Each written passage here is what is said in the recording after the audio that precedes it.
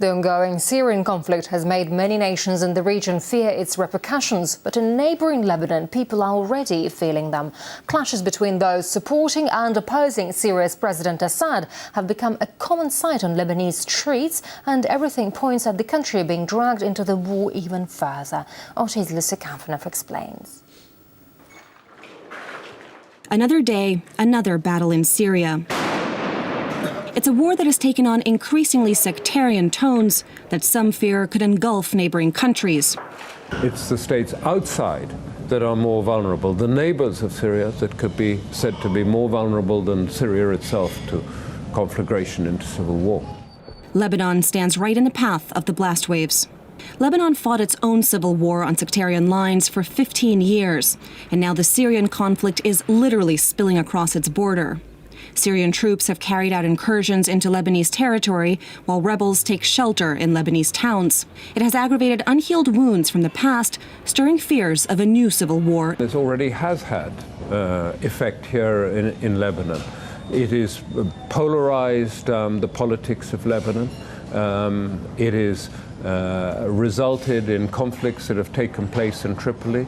It has resulted in skirmishes that have happened in Beirut. Lebanon is, of course, vulnerable to this type of sectarian conflict. Lebanon's Sunnis mainly support Syria's rebels, while Shias, including the powerful militant group Hezbollah, tend to back President Bashar al-Assad, a member of the Alawite sect. Lebanon is divided in half between the group that support the Syrian regime and those people who actually hoping and capitalizing on what they called the Free Syrian Army. Nowhere is that divide more violently visible than in Tripoli. On the streets of Lebanon's second largest city, Alawi and Sunni gunmen have been battling it out. This has been a flashpoint for years, but the fear is the violence could spiral out of control and spread across the country. When we arrived, a shaky ceasefire was being monitored by the Lebanese army, but we spoke to fighters on both sides who showed no willingness to disarm. Okay. Sit down, please. This is the leader of a Sunni militia here in Tripoli's Bab al-Taban slum. I asked him whether peace with his opponents is possible. As long as Assad remains in power, there won't be peace in Syria, Lebanon, or Iraq, or Palestine. There will be no peace while he is in force.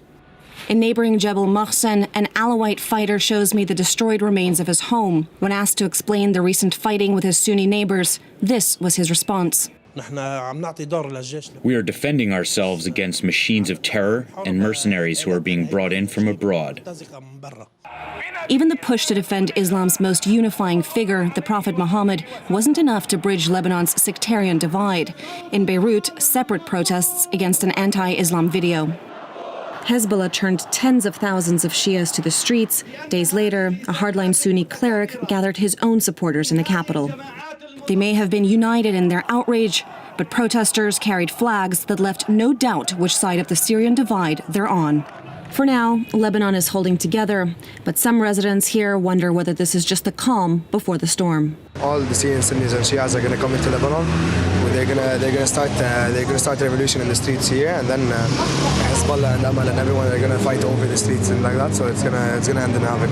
This shelled-out building stands in Beirut's Green Line, which for nearly 2 decades divided the city during Lebanon's bitter civil war. Christian communities lived over here to the east, Muslim communities lived across the street to the west. But as the armed conflict in Syria continues to escalate just across the border, many here in Lebanon fear that the fragile peace could yet again be shattered, and that sectarian tensions could once again plunge this nation of nearly 4 million into another civil war. For RT, I'm Lucy Kafanov in Beirut.